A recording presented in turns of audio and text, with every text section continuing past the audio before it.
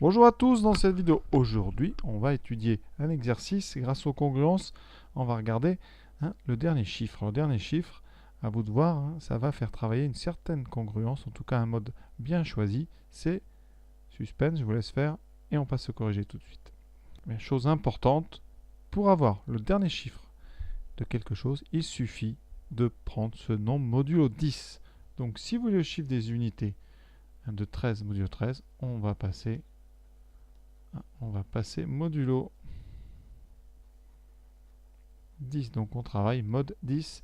Donc 13 puissance 13, on va le calculer. Donc première chose que je peux vous dire, c'est que 13, ça vaut 3 modulo 10. Comme on a une puissance non nulle, donc on peut mettre ça à la puissance 13. 13 puissance 13 va être égal à 3 puissance 13 modulo 10. Et on n'a qu'à regarder. Alors on va regarder quelques puissances de 3 modulo 10. Alors 3 au carré, vous savez que ça fait 9, ça c'est très bien. Parce que 9 modulo 10, c'est moins 1. D'accord? Alors ça veut dire que si 3 au carré vaut moins 1, 3 puissance 4, c'est-à-dire le carré de 3 au carré, vaut moins 1 au carré, donc 1. Et ça c'est encore mieux. Ça veut dire qu'ici, notre 3 puissance 13, on va l'écrire 3 puissance 12 fois 3 puissance 1. Pourquoi 3 puissance 12? Parce que 12, c'est 3 fois 4. Donc on aura 3 puissance 4 à la puissance 3. Vous voyez, propriété des puissances fois 3. Et 3 puissance 4, on vient de le dire, ça fait 1. Vous aurez 1 au cube fois 3. Il va vous rester 3. Donc, eh bien on va le noter. 13 puissance 13 vaut 3 modulo 10. Donc le dernier chiffre de ce nombre, c'est 3. Donc le chiffre des unités, c'est donc 3. Même chose avec 2023 puissance 2023. On commence 2023, modulo 10, ça fait 3. Ça n'a rien à dire. On a donc un nombre qu'on va mettre à puissance 2023. Ce nombre est non nul, donc pas de problème. 2023 puissance 2023, ça vaut donc 3 puissance 2023. On a dit tout à l'heure, je vais quand même le rappeler, 3 puissance 4 vaut 1 modulo 10, parce que 3 puissance 4, vous vous rappelez, c'est 81. Donc ici, eh bien 2023, je vais faire des paquets de 4, comme ça. Alors, 2023, ça finit par 23. Vous savez, les multiples de 4, on regarde les deux derniers chiffres. Donc, on va s'arrêter à 2020 fois 3 puissance 3. 2020, qu'est-ce que c'est 2020 ? C'est 4 fois, alors 500, 505. Voilà. Donc, fois 3 au cube qui fait 27. Donc, 3 puissance 4 fois, donc, ça fait 3 puissance 4 puissance 505 fois donc 27, donc ça fait 7, on est modulo 10. Donc 3 puissance 4 puissance 505, ça fait 1 puissance 505 fois 7, et donc il nous reste 7. Donc 7 modulo 10. Alors, on va étudier le chiffre des unités de n puissance n. Alors ici, on va donc considérer que n est un entier naturel pour pouvoir avoir une puissance entière et positive. Donc ici, on va maintenant faire, c'est l'indice, une division. Donc faisons la division euclidienne de n par 10. Ça veut dire quoi? Il existe un a appartenant donc ici à n, puisque n est entier, tel que eh bien, n s'écrit 10 fois a plus 3. Alors ça veut dire que nous, on veut n puissance n. Donc on va avoir 10a plus 3 puissance n.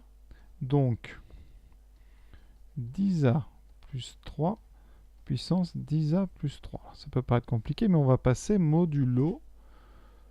Donc modulo 10. Ça veut dire que modulo 10, 10a plus 3 devient 3, puisque la puissance ici est non nulle. Voilà, donc ça c'est modulo 10. On va séparer ce nombre. Ça donne 3 puissance 10 à la puissance a fois 3 au cube.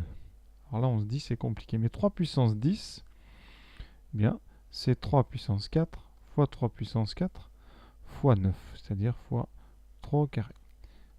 Et fois 3 au cube, c'est-à-dire 27. On n'est pas loin, vous allez voir. Parce que 3 puissance 4, on l'a déjà dit, ça vaut 1. Un rappel, on l'a fait dans la première question. 3 puissance 4 est égal à 1 modulo 10. Donc ici, il vous reste 3 au carré. 3 au carré, ça fait 9 puissance A fois 27 qui vaut 7. Alors, on va tout de suite réduire. Mais 9 puissance A, 9 c'est moins 1. Donc on obtient moins 1 puissance A fois 7 modulo 10. Et donc là, on a quasiment fini. Pourquoi? Parce que moins 1 puissance A, eh bien on sait combien ça vaut. Si A est pair, alors moins 1 puissance A vaut donc 1. Et donc, n puissance n est congru à quoi? À 7 modulo 10. Ça veut dire que si n est pair, le résultat, ça sera donc 7. Et vous voyez, c'est ce qu'on avait trouvé quand on avait 2023. 2023, ça veut dire que c'était donc 202 fois 10 plus 3, et là on avait un nombre A qui était pair. Et voilà pourquoi on a trouvé 7. Maintenant, si A est impair, alors, eh bien, moins 1 puissance A vaut moins 1.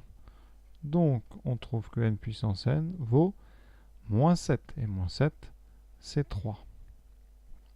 Conséquence, le dernier chiffre, c'est 3. Et c'est ce qu'on a trouvé quand on a eu 13 puissance 13. Je vous rappelle que 13, ça s'écrit 10 fois 1. Donc 1 fois 10 plus 3. Et votre A ici, c'était 1. Et A était effectivement impair. Donc la première question a du sens. On avait testé un 13 et un 2023 qui correspondaient à chacun des deux cas, un reste 3 ou un reste 7. Donc conclusion.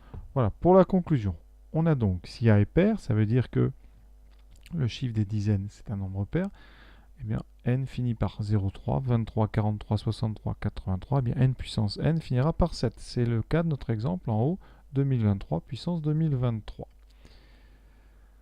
Si le chiffre A, le nombre A est impair, ça veut dire que le nombre n finit par 13, 33, 53, 73 ou 93, n puissance n va finir par un 3. C'est le cas de 13 puissance 13. Donc voilà, exercice très intéressant, assez difficile j'avoue, mais plutôt intéressant. À bientôt.